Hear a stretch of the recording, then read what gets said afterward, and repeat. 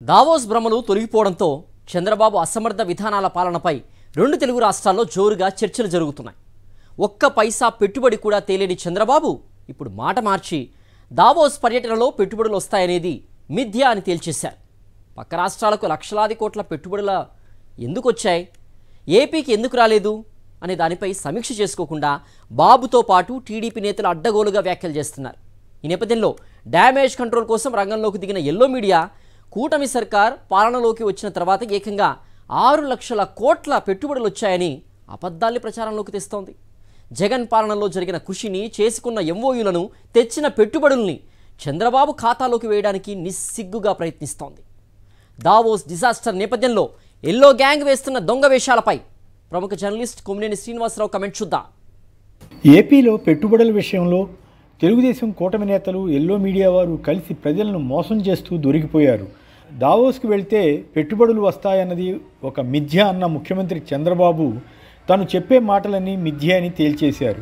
Davos నుంచి పెట్టుబడులు తీసుకురాలేకపోయినందుకు వాస్తవ కారణాలు విశ్లేషించుకుని తప్పులను సరిదిద్దుకోవాల్సిన చంద్రబాబు ఈ 7 నెలల్లోనే రాష్ట్రానికి 4 లక్షల కోట్ల పెట్టుబడులు వచ్చేశాయని చెప్పి పారిశ్రామికవేత్తలను ఆశ్చర్యపరిచారు. తమకు ఎవరికీ కనపడకుండా ఎప్పుడు ఈ పెట్టుబడులు వచ్చి ఉద్యోగాలు వచ్చేసాయో తెలియక జనం విస్తుపోవాల్సి వచ్చింది. పోనీ 4 లక్షల కోట్లకు కట్టుబడి ఉన్నారా అంటే అలా చేయలేదు. మరుసటి రోజు టీడీపీ జాకీ మీడియా ఆంధ్రజ్యోతిలో 7 నెలల కాలంలో 6 లక్షల కోట్ల పెట్టుబడులు వచ్చాయని ప్రభుత్వం ప్రకటించినట్లుగా రాశారు. అంటే ఇది కూడా చంద్రబాబు ప్రకటనగానే చూడాలి కదా.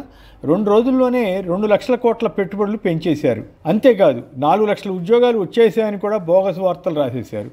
దీన్ని బట్టే టీడీపీ ఎల్లో మీడియా ఎంత బాహాటంగా ప్రజలను చీట్ చేస్తున్నాయో అర్థమవుతోందని పలువురు మేధావులు వ్యాఖ్యానిస్తున్నారు.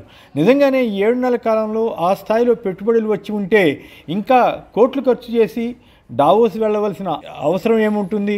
పారిశ్రామికవేత్తలే పరుగులు పెట్టుకొని వస్తున్నప్పుడు అంటే వీరు చెబుతున్నది అబద్ధమనే కదా. చంద్రబాబు తన మీడియా సమావేశంలో కానీ గవర్నర్ ప్రసంగంలో కానీ మరో మాట చెప్పారు. ఏపీ బ్రాండ్కు ఊపు వచ్చిందని, దావోస్లో అది స్పష్టంగా కనిపించిందని తెలిపారు. ఏపీ బ్రాండ్ ఏమిటి? రెడ్ బుక్ బ్రాండా, లేక చేసిన హామీలు అమల్లో వైఫల్యం చెందిన బ్రాండా? దావోస్కి వెళ్తే పెట్టుబడులు వస్తాయని ఎవరైనా అనుకుంటే అది నెగిటివ్ ఆలోచనని చంద్రబాబు కొత్త సూత్రం చెబుతున్నారు. మీడియా ఆ భావం నుంచి బయటకు రావాలని కూడా ఆయన హితబోధ చేస్తున్నారు. దావోస్లో నెట్వర్క్ కోసం వెళ్ళారట. దావోస్లో పెట్టుబడులు పెట్టడానికి ముందుకు రాకపోయినా ఆ కంపెనీల సీఈఓలు ఏపీకి భవిష్యత్తులో వస్తారట.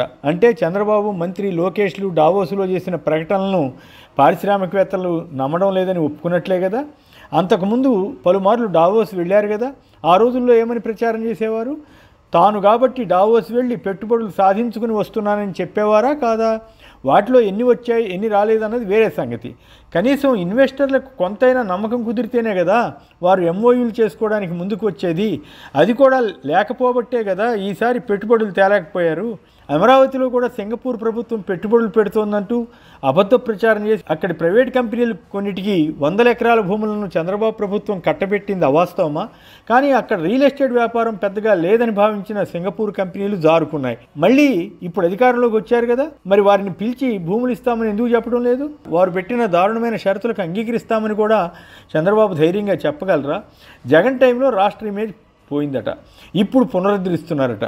జగన్ పోర్టులు కట్టి, మెడికల్ కాలేజీలు కట్టి, ఊరూరా సచివాలయం, ఆసుపత్రి, రైతు భరోసా కేంద్రాల వంటి వాటికి భవనాలు నిర్మిస్తే ఏపీ ఇమేజ్ దెబ్బతిందా? లేక ఇచ్చిన హామీలు అమలు చేయకపోవడమే కాక జగన్ టైంలో వచ్చిన మెడికల్ కాలేజీలు సీట్లు తమకు అక్కర్లేదని కేంద్రానికి చంద్రబాబు ప్రభుత్వం లేఖ రాయడం వల్ల ఇమేజీ పోయిందా? జగన్ ప్రభుత్వ పరంగా నిర్మించిన పోర్టులను ప్రైవేట్ పరం చేయడానికి చంద్రబాబు సన్నద్ధం అవడం వల్ల రాష్ట్రానికి నష్టం రావడం లేదా? ఏపీ బ్రాండ్ సత్తా అంటూ కొన్ని పెట్టుబడులను ఎల్లో మీడియా ఉదహరించింది. గ్రీన్ హైడ్రోజన్ హబ్ కోసం 1.85 లక్షల కోట్ల పెట్టుబడులు వచ్చేసాయట. వాటిలో మెజార్టీ పెట్టుబడులు జగన్ టైంలో వచ్చినవే కదా. అయినా నిస్సిగ్గుగా కూటమి అధికారంలోకి వచ్చాక పెట్టుబడి వచ్చిందని ప్రచారం చేసుకుంటున్నారు. ఎన్టీపీసీ సంస్థ జగన్ టైంలో రెన్యూబుల్ ఎనర్జీ రంగంలో భారీ పెట్టుబడికి ఒప్పందం చేసుకున్నది నిజం కాదా? ఇక అర్సెనల్ మిట్టల్ స్టీల్ ప్లాంట్ ద్వారా 1.35 లక్షల కోట్లు వచ్చేసినట్లు చెబుతున్నారు. ఇంతకన్నా పచ్చి అబద్ధం ఉందా? అసలు ఇంతవరకు ఒప్పందమైనా కుదిరిందా? చంద్రబాబు కోరినట్లు ఆ కంపెనీకి ఇనుప ఖనిజం రవాణాకు సంబంధించిన ఆదేశాలను కేంద్రం ఇచ్చిందా? బీపీసీఎల్ కంపెనీ ప్రతిపాదన కూడా వైసీపీ హయాంలోనే వచ్చింది. అయినా ఇప్పుడు కూడా రావడం మంచిదే. కానీ అసలు మొదలే కాకముందే 95,000 కోట్ల పెట్టుబడి వచ్చేసినట్లు కలరంగి ఇవ్వడం ఏమిటి?